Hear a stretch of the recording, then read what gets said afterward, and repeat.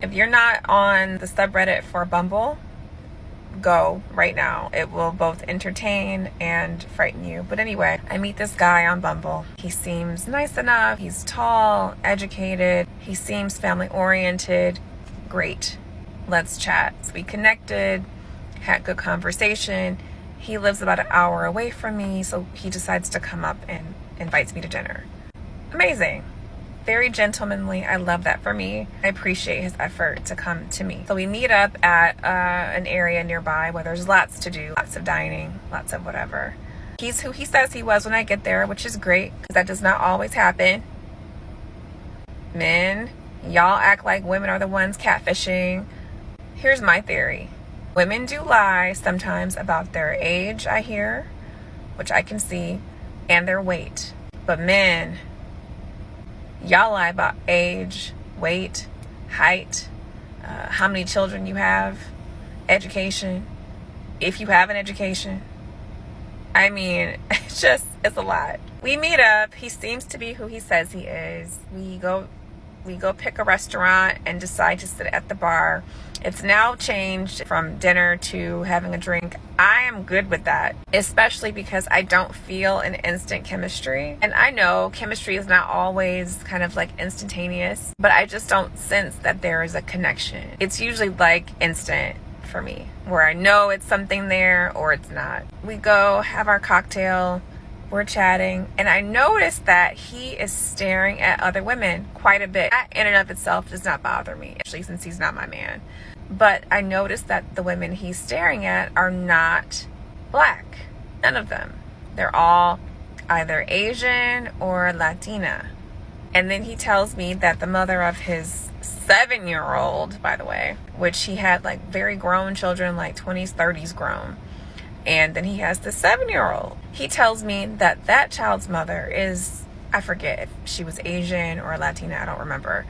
But I remember that he kept asking me if I ever straighten my hair. So what I'm not going to do is cosplay a woman who's not black for your preference, sir. I am very, very black, not Afro-Latina. I like that. I like that. Wait, I think she's about to say Afro-Latina. I want to make sure she says that. Couple things I take away so far from this. So this is a woman who is over the age of 40, and I think she's attractive. I know my audience is gonna kill me. You think every black girl's attractive? Well, I do. A lot of them. Okay, I'm not like them. Don't fall for what black women do or what women do in general, where they're not attracted to the average person. 50-50 chance I'm gonna find a girl attractive. I'm not saying she's beautiful. I'm gonna find her attractive. Anyway, back to the point. She said that men lie about a lot of things. Women only lie about age and weight, according to her. But men lie about if they went to school, how many kids they got, I guess how much money they make, that kind of stuff. But to me, that's equivalent. Okay, your lies and my lies, if I'm lying like that, they're the same. They're no different. And women do lie about more stuff than just age and weight. What about the way you look? Some girls would take pictures at certain angles that make them look better, but in reality, the angle you're going to see them from, they don't look good at all. Yeah, they do that all the time. And also, if you wear makeup, I know you shouldn't rock hair that's not black or black looking. This, by the way, could still be extensions, weave. It could be her real hair. I don't know. I know black girls, they have hairstyles like this that they can essentially just buy from the store. It's kind of like this, and I tag onto their hair. I like it either way. I think this is an attractive hairstyle. But there are men who don't like the black texture hair. I mean, I don't understand why. That's their preference. She has to understand that. Okay, and there's some successful men that don't either. They want you to straighten out your hair, which, by the way, I heard straightening out your hair could damage your hair. But I feel like everything we do for hygiene-wise could damage us, right? I heard the perfumes or the things that we spray on our body actually give us hormones and stuff like that. Like estrogen is in perfumes and soaps and body wash. So, like, who knows what to really do when it comes to just, like, maintenance and taking care of yourself as far as how these products are, these pharmaceutical products. Anyway, my point is that I guess she refuses to straighten her hair. She doesn't want to look like she has white features. I get that. I understand that. One criticism I do have for her is that the lipstick. I'm not a big fan of the lipstick because you can kind of see where it doesn't cover the lip. And to me, that just shows a woman's age. If I see lipstick that doesn't cover the entire lip and you open up your mouth and there's parts of your lip that doesn't have lipstick on it, I'm going to think of you like a grandma, like an auntie. So she gives very, very auntie vibes. Sir, I am very, very black, not Afro-Latina. You know, I love the culture, but it's not me. Seems clear to me that this is not going to be a preference for him. And him asking me multiple times if I straighten my hair, huge turnoff and red flag. Because when I said I do straighten my hair, he seemed to be relieved. Like, whew, okay, I can do this. I can do a black girl if she straightens her hair. Nah, bruh, that's not how it works for me. I'm already noticing that we're not compatible. Again, not a big deal. Most people will not be compatible. It's rare that you find someone who you click with. So I'm just like, let's ride it out, have, a good rest of the evening. We go into the topic of work. I shared what I do. He had already told me before he was a business owner. What he didn't tell me until that day was that his business had launched 2 weeks prior to the date. Okay? He tells me that he just launched this business and that he actually drives Uber and Lyft to make ends meet. His words, not mine. Don't come for me, fellas. I appreciate anybody who works and does what they have to do. But sir, you mean to tell me you are figuring out work and you have a 7-year-old? I feel like you have to pick a struggle. You can't start over with children and start over with your career at the same time. And then I let him know I had to get out of there because at this point, it's not a match. You have a 7-year-old, grown kids who probably aren't completely out of your pocket because they never really are, and you don't have a job.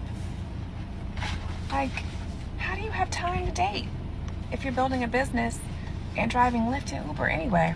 Someone told me years ago that you got to be careful when you start dating men over 50, over 60, because a lot of these men are looking for one of two things: a nurse or a purse. And beloved, I have neither for you. Neither one. I'm looking for a partner, someone to build and grow with. I can't do the building for you. Not at this stage and age of my life. A couple days later, I told him that I thought he was a nice person, but that it's not a match. Do y'all know what this man told me? And this lets me know that this man would have ruined my life or tried to. He could have. He said, "You'll be back.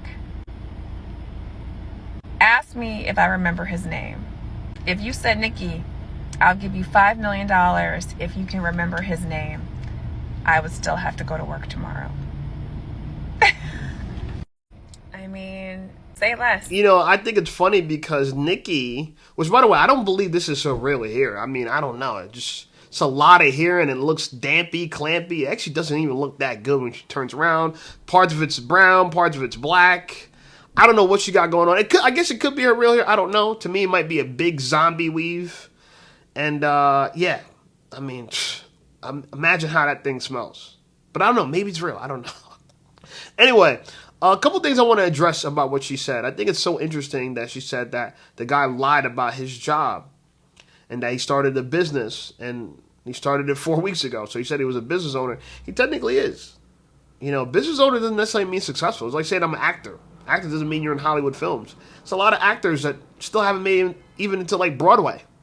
I hear people all the time, I'm an actor, I'm an influencer, I'm this. Everyone claiming to be something. It don't matter what your job title is. Girls want to see if you got the lifestyle, you got the money to match it.